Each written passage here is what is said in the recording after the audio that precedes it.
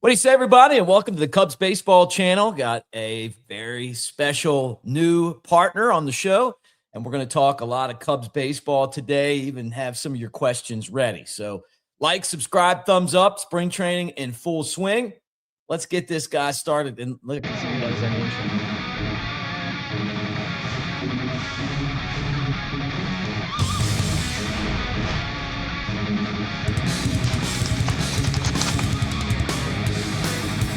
All right, no secret. He's one of my favorite people that cover baseball and the Cubs. Jesse, good to see you today, brother, and thanks for coming on. Of course, Mick. Great to be with you. Fun time of year. Everybody's in first place. Yeah, well, yeah. And I like the idea of that, right? But yeah, let me get into some questions for you. Right now, you are at Scottsdale Stadium in Arizona covering the Cubs and a bunch of other teams in baseball, Team USA, where you have 3 Cubs on there right now. Pete Crow Armstrong, Alex Bregman, and Matthew Boyd. But I want to talk about the Cubs, not necessarily those guys. And the first thing I want to ask is I saw a report where it looked like the Phillies were interested in adding another starter, and it was like, hey, maybe the Cubs could trade Javier Assad. I just wonder, do you think that with Justin Steele potentially coming back May or June, and then Assad and Colin Ray, and then 5 more guys at the top of the rotation, that they would consider trading a starter?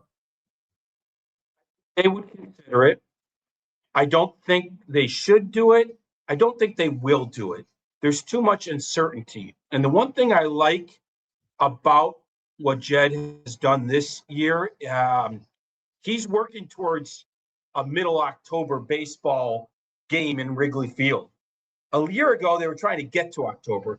Now he's thinking about depth for October. And that's why I think they should keep every single arm. It's also why I think that it was very smart to keep Matt Shaw and Nico Horner even after signing Alex Bregman. To me, those are signs of a team that is going for it. The next sign will be what they do at the July trade deadline. Last year, you could tell they dipped their toes in the water at the deadline. This year, if they're in first place with a chance at even maybe a bye in the first round, this could be the year where you do an Aroldis Chapman trade like they did in 2016. So long story short, I think they'll consider things like trading, especially Assad, but I don't think they should. And I think they will come to the conclusion we need all the depth we can get for 7 months, especially with one of our pitchers coming back from basically Tommy John. Yeah, they said Jed made a point that they felt like internally they got lucky last year on injuries because they didn't have a whole lot as far as pitching goes, and they don't expect to be that lucky again this season. And there were a lot of rumors, even Bob Nightingale putting out that he thought that the Cubs were right on the verge of signing Zack Gallen. They didn't get Zack Gallen. How close do you think they were to getting Zack Gallen before he ended up signing with the Diamondbacks? Not very close, especially at the end, because it actually is really interesting, Mick. If you follow this stuff, most of the time teams will say stuff like there are no bad 1-year deals. Okay. Yeah. And the player is the one that wants the security. This was reversed with Zack Gallen. Because he had a qualifying offer attached to him, teams actually wanted him for multiple years. But because he was coming off a bad season, he and Scott Boras, his agent, actually only wanted a 1-year deal in order to go back into the market. But nobody wants to give up a draft pick for a 1-year deal. So the Cubs were never very close because there's no way they would have given up a draft pick for 1 year. And they weren't willing to pay him big enough money over 3 or 4 years for him to come here. So, they kicked the tires on him. And actually, most of it was late. The stuff in December you heard, I think, was premature. They kicked the tires on him late. I think the Cubs are pretty good at when a player is still out there late, they want to see if they can swoop in at a below market price. But because of that qualifying offer, his price tag really was higher than it really should have been. And that's what caused the return to Arizona, because Arizona doesn't give up a draft pick, for re-signing. So that's the deal there. Yeah, that's what I figured too. I mean, the amount of money going over the tax threshold, you wouldn't have been able to maneuver at all, right? Because it would have been a 1-year deal, and then you give up a guy. But it feels like they're hyper focused on having a lot of quality pitchers. But when I look at like 5 guys in the rotation, Assad and Colin Ray, and then eventually Justin Steele, then it really thins out your back end bullpen guys to me. Because if you have all those guys on the staff at the same time.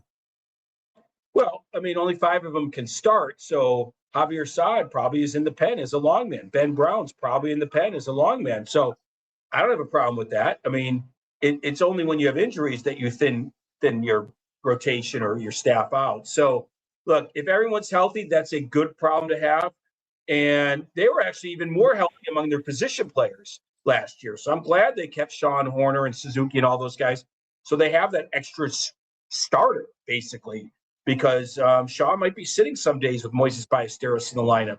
So they have an extra starter in among their position players, and they have an extra starter or 2 among their pitchers. All good news, Mick. You're going to need them all. I guarantee you're going to need them all. Last year, they ran out of pitchers in October. They ran out. They don't want that to happen again. Yeah. Were you surprised that Shota Imanaga didn't start that game 5? And I guess now we know that he had a hamstring issue, and that's why the velocity was down. But to me, I remember going into that game, and I'm like, well, it's got to be Shota, right?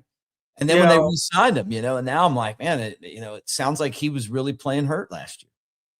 I don't think he was playing hurt at the end necessarily. He had that hamstring thing earlier, but I do think he overcompensated when he came back.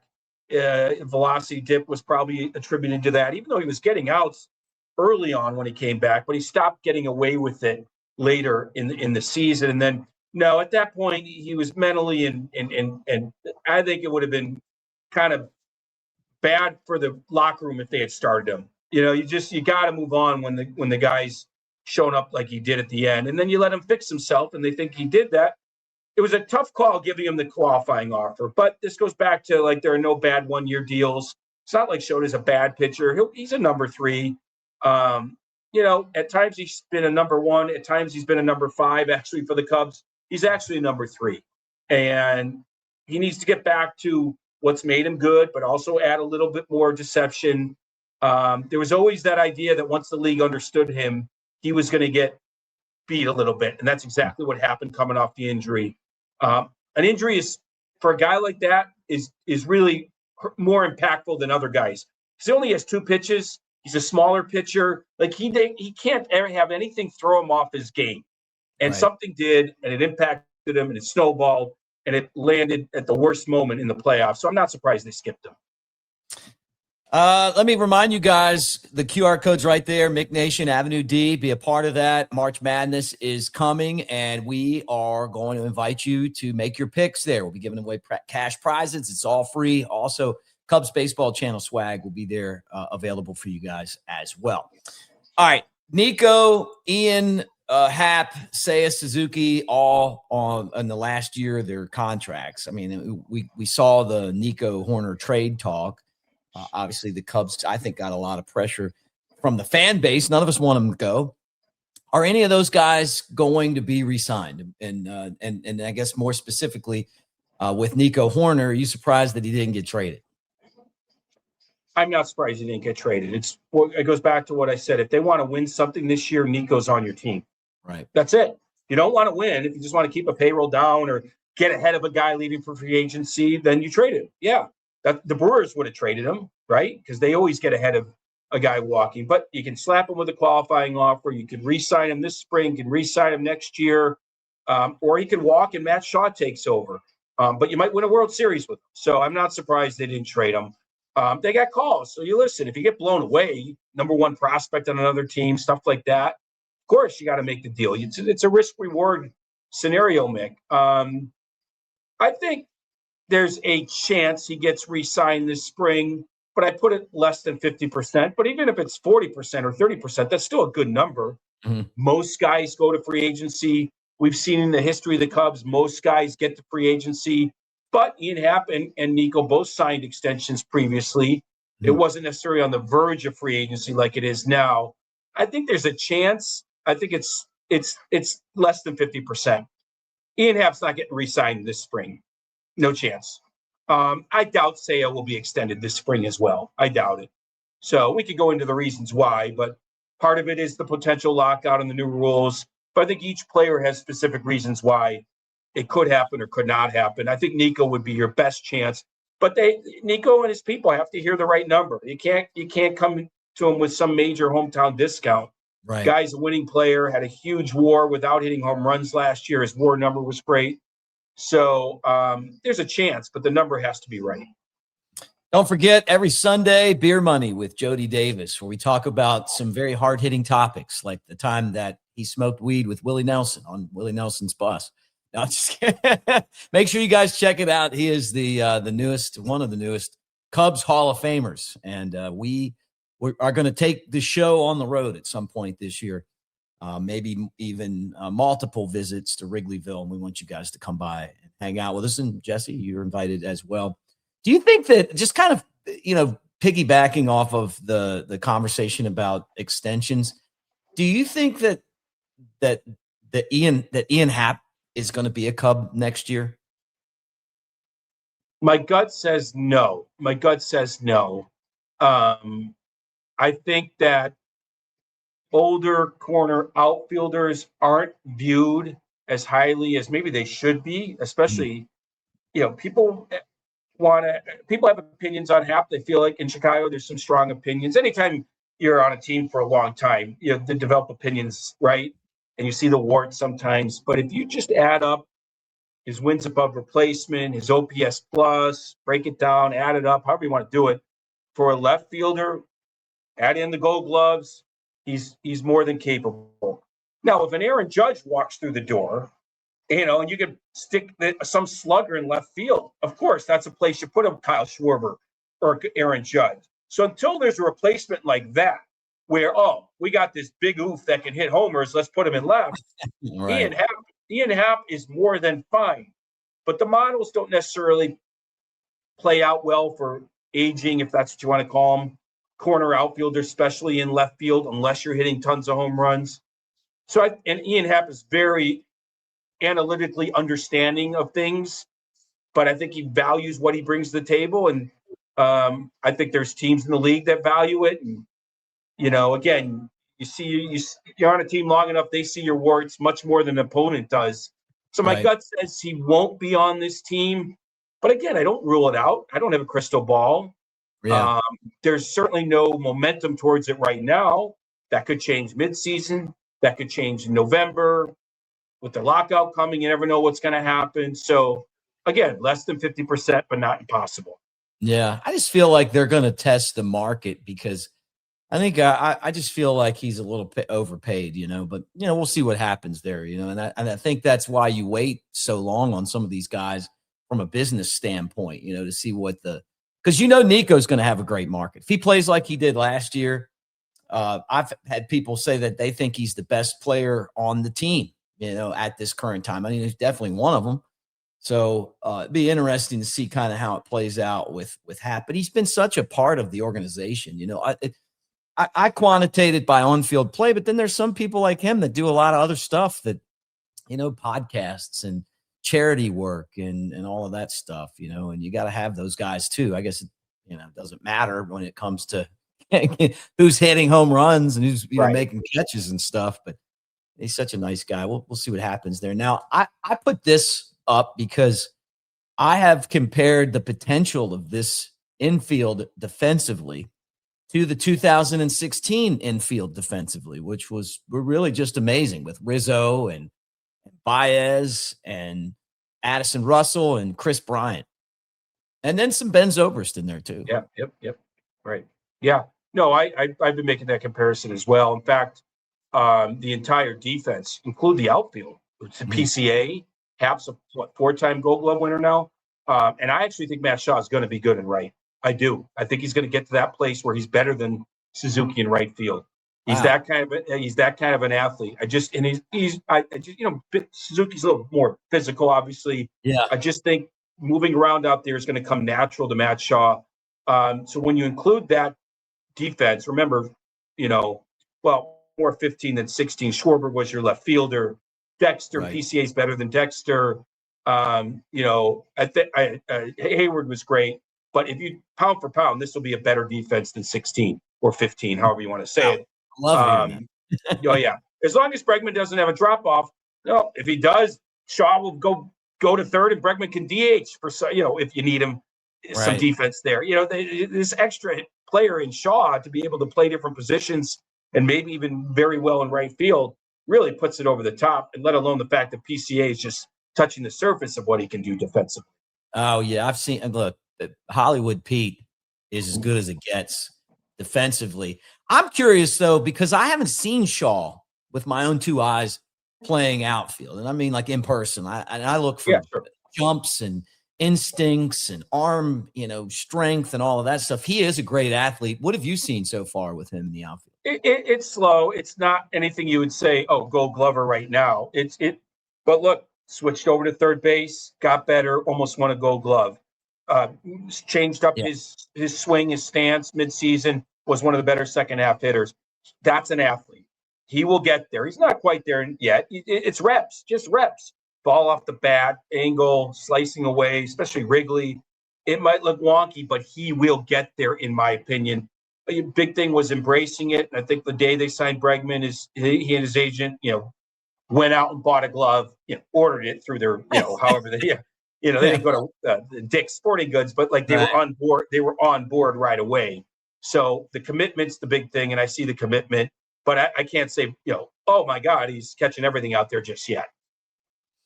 Well, it's good to hear. I love your confidence, and yeah, he is a tremendous athlete, and I'm glad the Cubs didn't trade him. Seemed like some other teams wanted him, but he's such a good insurance policy for this team. Yeah, and let me just throw in, I wasn't the biggest Shaw guy when they drafted him, and so I came up from a place of this guy needs to prove it to me, and he did. I just maybe because I think I need to see a psychologist, Mick, because I was kind of short playing sports, and so I was always viewed on in a negative light. I think I portrayed that onto other athletes that I cover now. When I'd like my guys to be big, and so I have a predisposition against small. You mentioned the 2016 team. Look at every position: big, strong. Ben Zobrist, bigger than you think, stronger than you think. Rizzo, obviously big. Hayward, big. Dexter, bigger than you think. And the biggest under-talked about thing is pitchers. Lackey, huge. Lester, huge. Hamill, huge. Arrieta, huge. There's always an exception to the rule. Kyle Hendricks was smaller. Right. Bigger is better, even in baseball.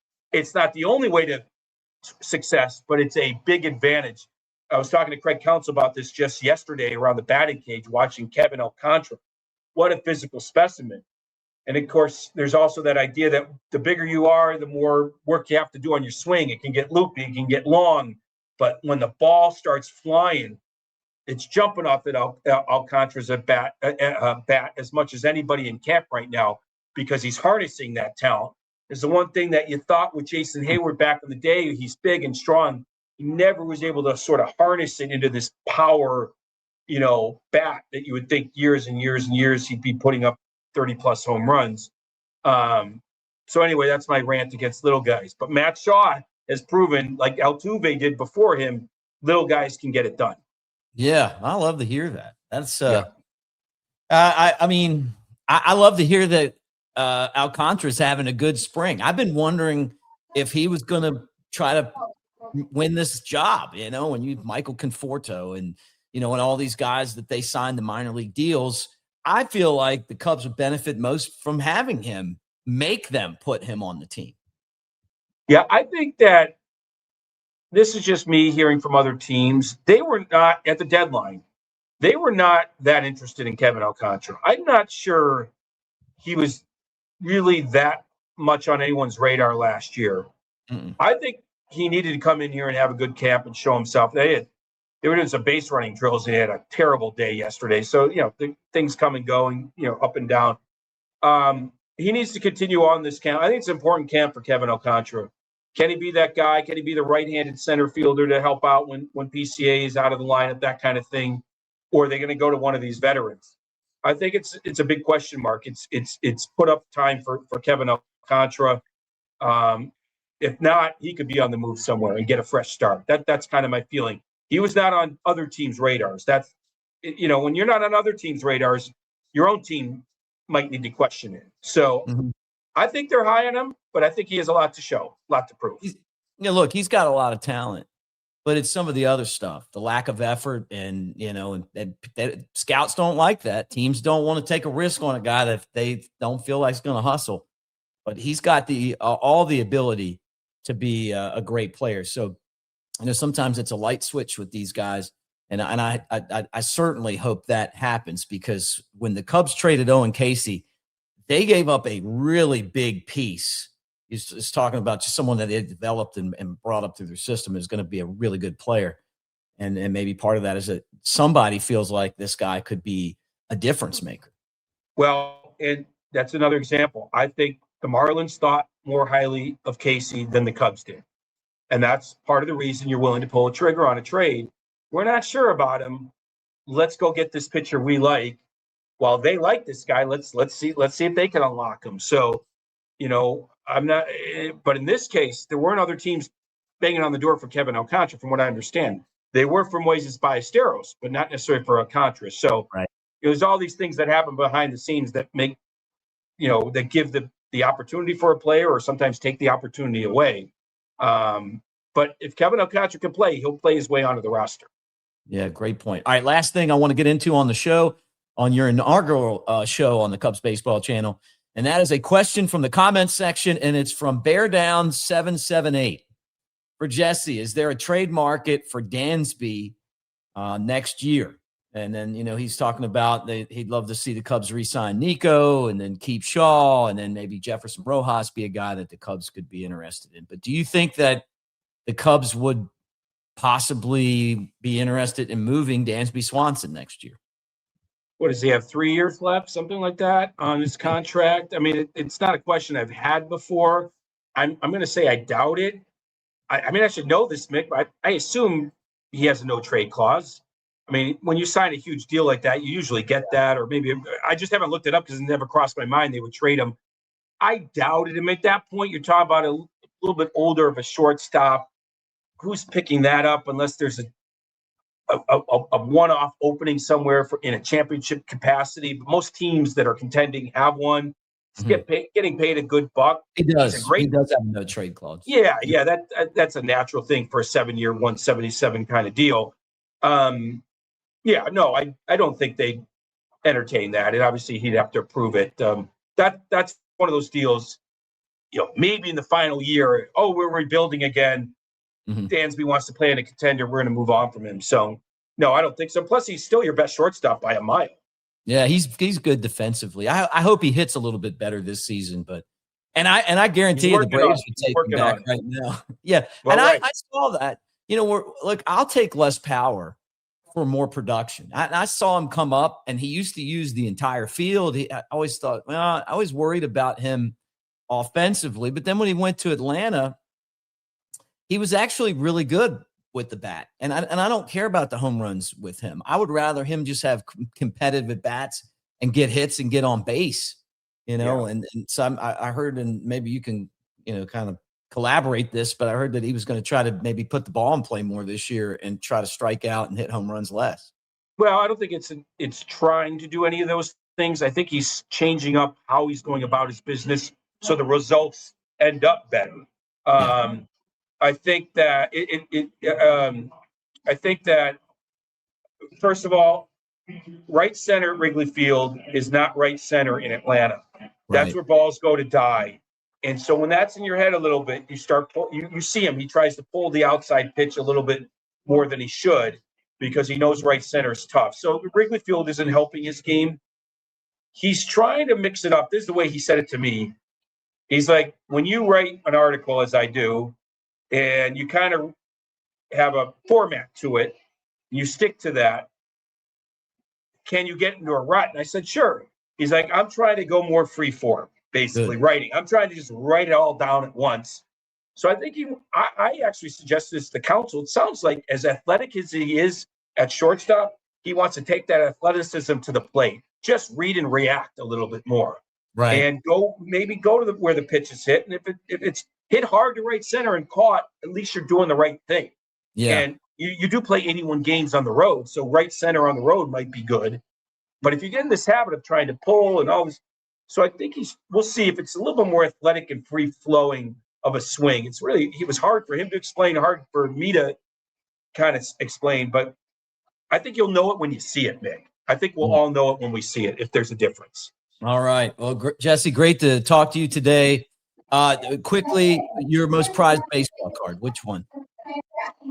Oh, I mean, I gave away a lot of my cards, but probably a Ryan Sandberg. I think rookie card maybe, but one of my Ryan Sandberg cards. One of the Ryan cards. That was my guy when I was a kid. Yeah, me too. You know, great friends of Ryan. I miss him every day. Big time. Rat Pack cards, they're on Whatnot, and you guys can go on there and have a good time bidding on and getting the hottest cards in the market. And they do live shows constantly throughout the week. All right, that's Jesse Rogers. We'll talk to you again next week. Have a great time out there watching Team USA. You got to make me well.